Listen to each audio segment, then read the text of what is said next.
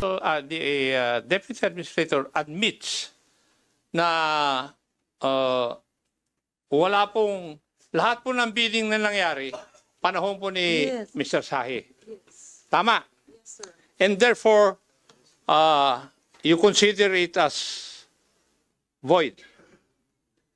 Would that be correct? Yes, please answer.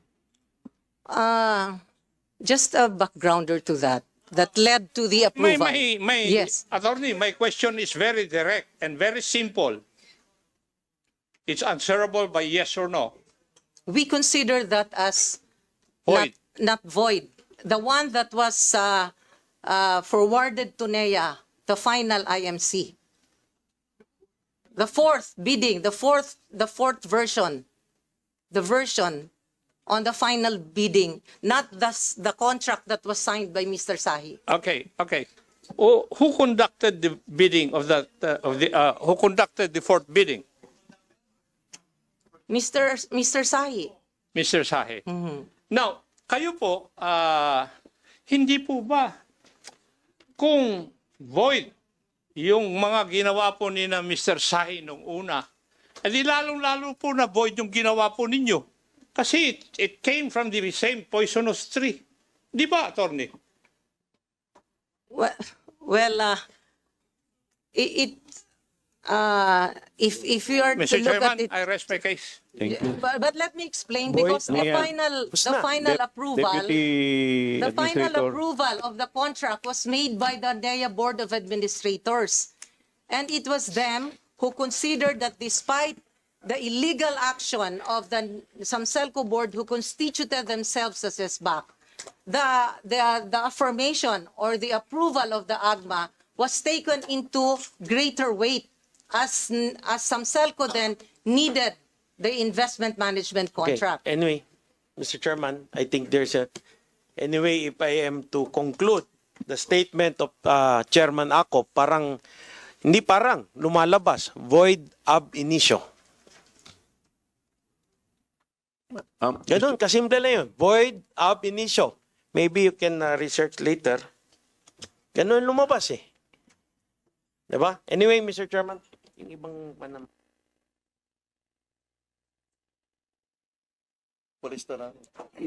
Yes. Yeah, Mr. Chair. Yes, you are recognized, Congressman Presley De Jesus. Thank you, Mr. Chair, no? Ang contention nyo that you are yun ang appreciation nyo. And well, siguro tatanggapin namin yung decision nyo. Katulad nga sinabi ni Congressman Rupus, we cannot question the decision of the majority. It will still your decision. Kasi quasi-judicial kayo. But, tandaan ninyo, mayroong paghuhukom. Hahabulin kayo ng pagkakataon.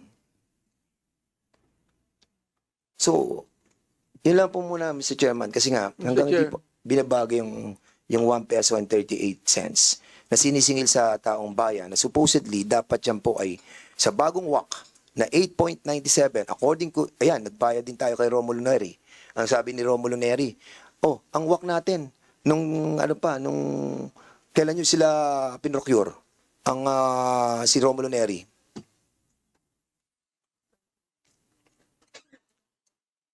O, 2018. Sinabi nila, ang WAC nila, ang WAC kasi multiplier yan eh. Doon mo multiply para kumita sila eh. Pero ang kanilang computation is 1497. Na dapat, sabi ni Neri, hindi, 8.97 lang yan. O, yun ayaw nila mabago. Kasi nga, ang taas ng profit.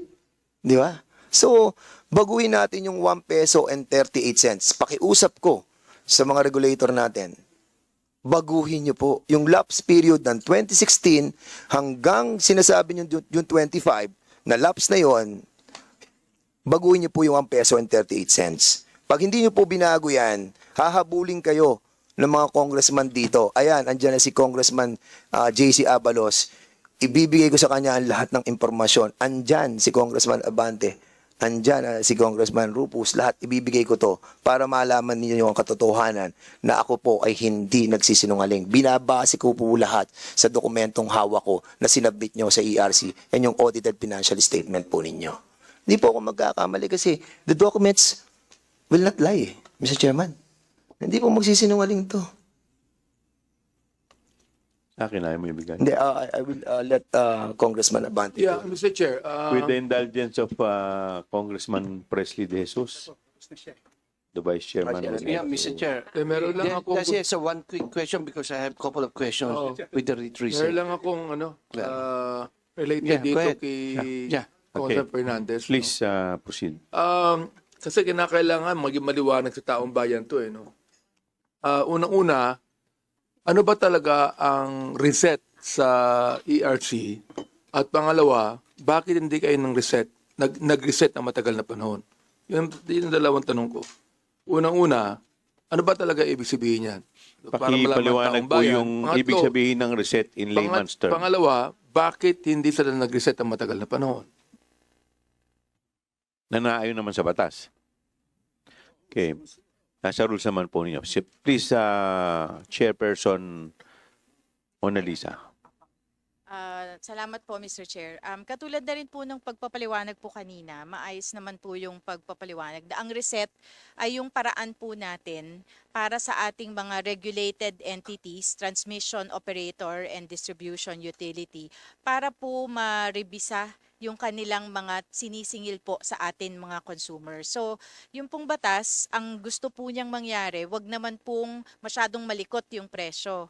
So, ang inayon po niya sa EPIRA at sa mga nai-issue na po ng komisyon, ang paggalaw po dapat ay every 5 years sa transmission utility at sa distribution utility every 4 years.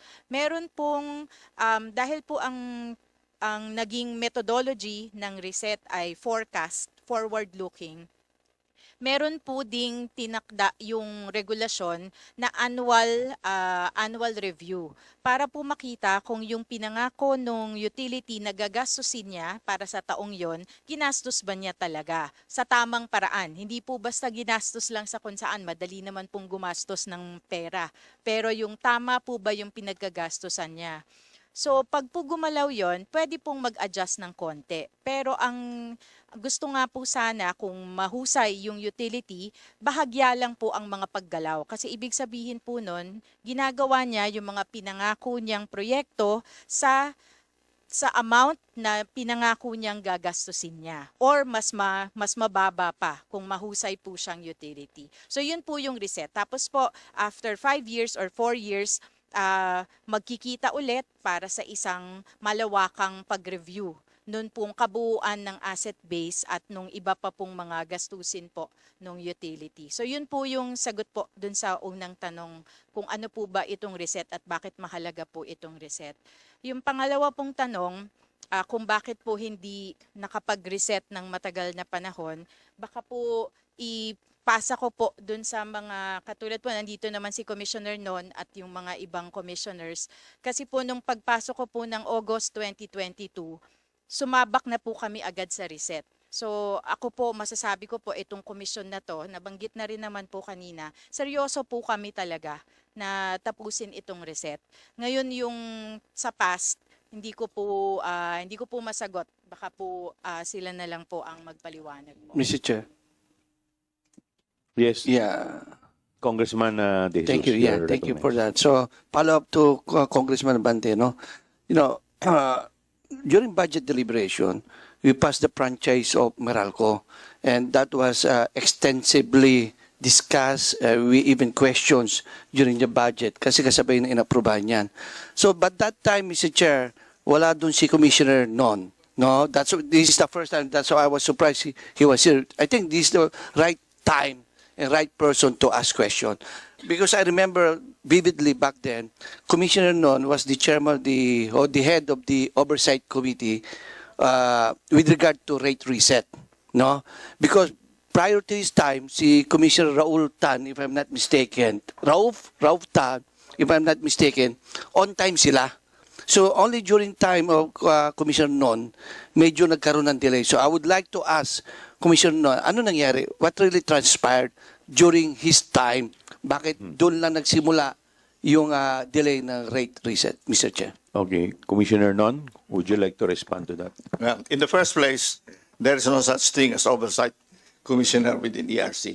We are a collegial Whatever, body. maybe We are a my collegial term body. is wrong, Mr. Okay. Chair, pero siya pa rin ang... No, there's no such thing.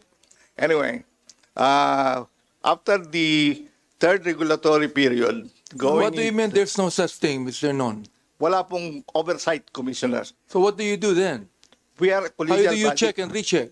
We are a collegial body. Yeah, I know, but how do you check and recheck There is if you're doing wrong?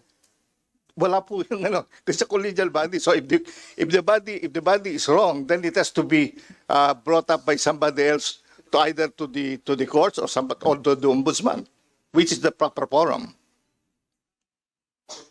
Okay. Please continue. So after the third regulatory period, going into the fourth reset, nagkaroon ng ibang problema yan. Going to the fourth regulatory reset, merong kaso na sinampahan na si Core sa Supreme Court regarding the third regulatory period.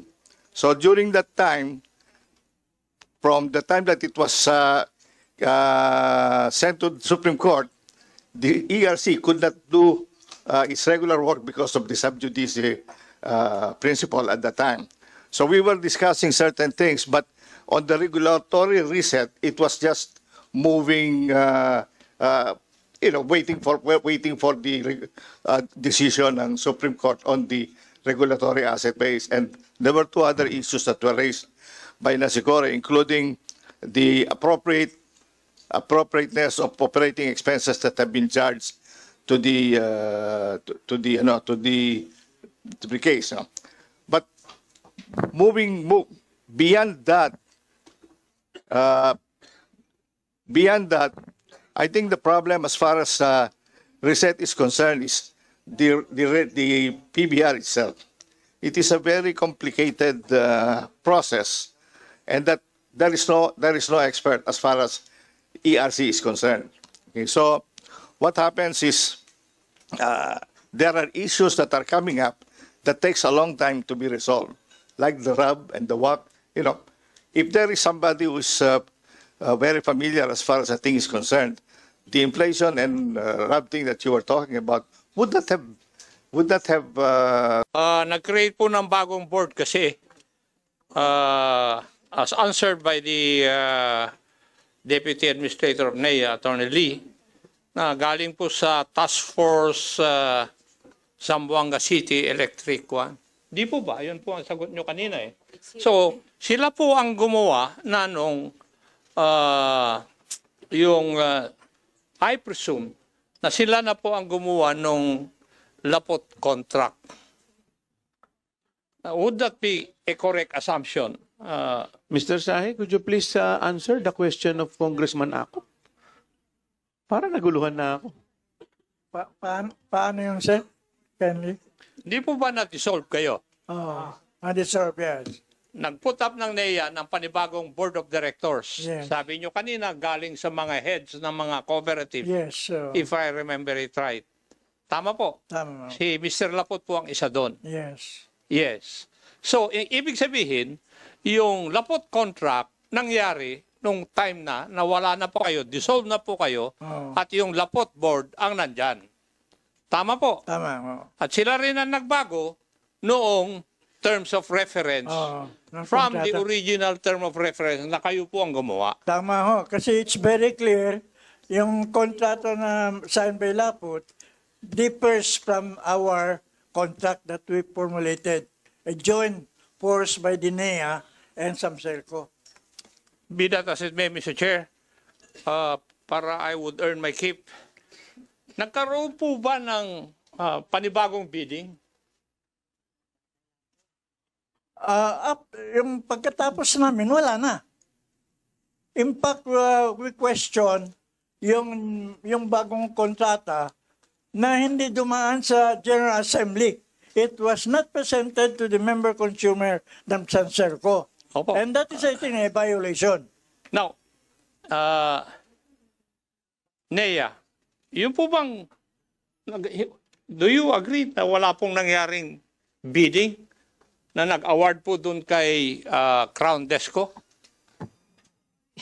If I may respond to that. Sagutin lang po Please ninyo yung tanong ko. answer. There was a bidding. But if I may be allowed to clarify, Mr. Chair. Please.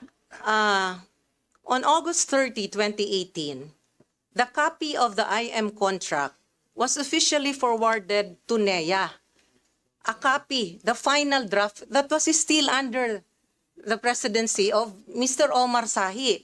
And it was also on August final 30, draft. 2018, Sir, that ma'am, some Selco ma'am. board, The final draft, meaning Yes. the amended TOR. yes, the amended TOR, The one that was signed by Mr. Lapot. Lapot. So it came from Because Mr. Lapot came in only after the conclusion of the bidding.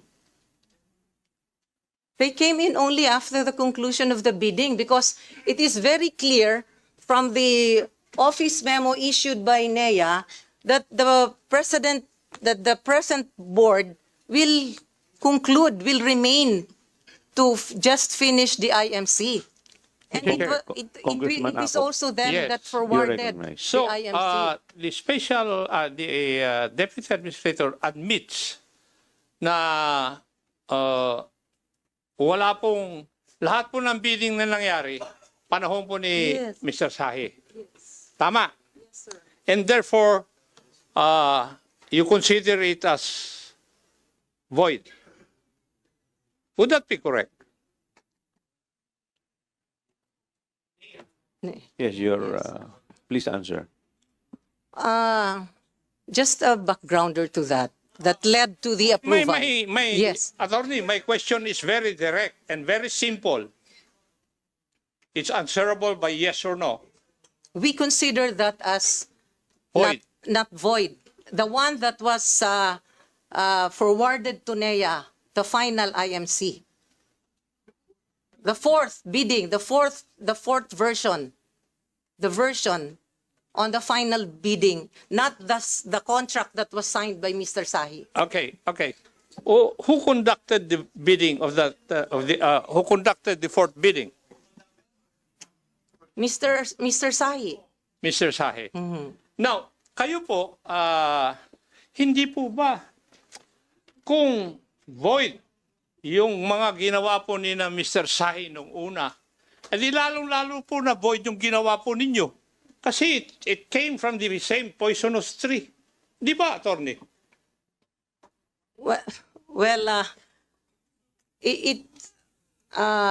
If you are to Mr. look Chairman, at it, I rest my case. Thank you. but let me explain because the final approval. Deputy The final Administrator. approval of the contract was made by the NEA Board of Administrators. And it was them who considered that despite the illegal action of the Samselco Board who constituted themselves as SBAC, the affirmation or the approval of the AGMA was taken into greater weight as Samselco then needed the investment management contract. Okay. Anyway, Mr. Chairman, I think there's a... Anyway, if I am to